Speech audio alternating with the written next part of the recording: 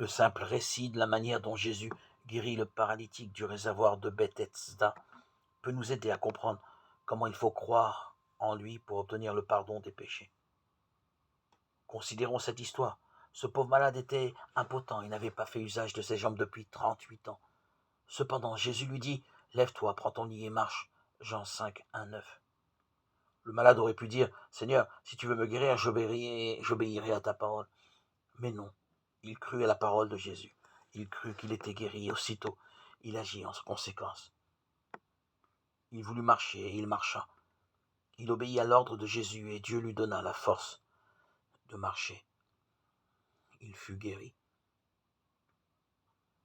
Vous êtes pécheur, vous ne pouvez pas faire propitiation pour vos péchés passés, vous ne pouvez pas changer votre cœur, vous ne pouvez pas le sanctifier.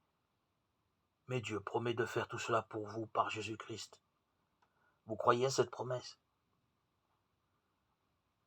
Confessez vos péchés et donnez-vous à Dieu. Vous voulez le servir?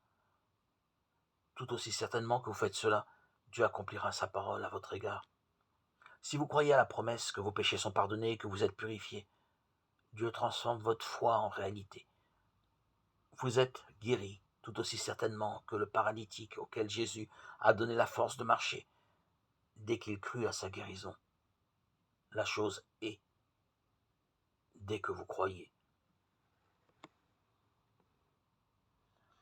N'attendez pas de sentir que vous êtes guéri, mais dites, je le crois, la chose existe.